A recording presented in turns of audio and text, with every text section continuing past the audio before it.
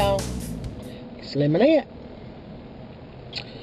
Okay, this is what the theory that I came up with while I was homesick last week. If they can invent a test of a little strip that you pee on and it tells you if you're pregnant or not, I think they should come up with a pee test for other illnesses. Not that pregnancy is an illness, you know what I mean. Anyway, you know, when people are sick, did you ever notice they never know exactly what's wrong with them? I think I have a cold, but it could be my sinuses. I'm not sure if it's a sinus infection or, you know, I've just had a lot of fever too, so it could be the flu. And it's upper respiratory, but then, you know, I've got the bronchial spasms, and they never know what's wrong with them. Ever. Okay, so if you don't know what's wrong with you, and then somebody else is sick, and they don't know what's wrong with them, how can you tell who's sicker than who? Because there's a lot of that going on in my office. There's a lot of us sick. And I know that I was sicker than a lot of those girls were. But they're saying, oh no, I was sicker than you were because I did it. You know, we need a pee test for this. We need a little stick that you pee on. Number one, it would give you a code on there that would identify the exact virus, bacterial infection, whatever, asthma, whatever your problem is. You would pee on the stick, look up the code. You have a little booklet. You can look up the code, tell you exactly what you have. And also a corresponding severity score.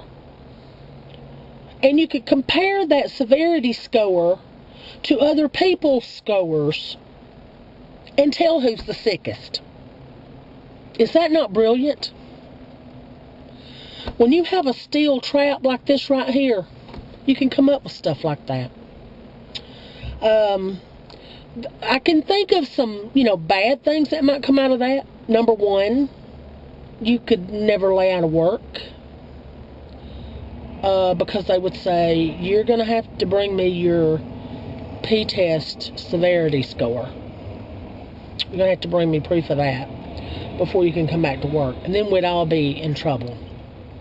But think of this, if you've got kids, they say, oh, Mom, I don't feel like going to school today. Here, pee on this. Because you know us mamas, we got that sense. My son I used to have to go into work really, really early in the morning, like 6 a.m. And my husband would be there when my son got up, you know, and get him on the school bus or take him to school. And my son would get up, oh, I don't feel good, and I feel really bad.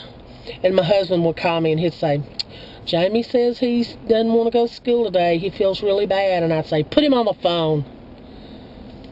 And he'd say, hey, Mom. And I go, you get your butt in there and get ready and go to school. I can tell I can hear it in your voice. You're not sick. Mamas can tell, but, you know, sometimes mamas get out of practice a little bit, you know. When you get to be a grandma, you totally lose that, because any child that has that little tone of voice, I don't feel good, you know, we think they're all definitely ill when you get to be a grandma. But when you're a mama, you know, you can tell. But yeah, if they say they don't want to go to school, they don't feel well, pee on this. We'll see if you're going to school or not. So anyway, that's my multi-million-dollar idea, and if anybody steals it, if any of you steal that idea from me, it's going to be hell to pay. Or you can go ahead and, you know, distribute it, you know, research and development and all that stuff, and just give me my cut. That'll be fine. Just let me know, and I'll be glad to share the mailing address so that you can send that to me. I'll even give you my routing number so that you can direct deposit it into my account. Yeah, so, love yins. Bye. travel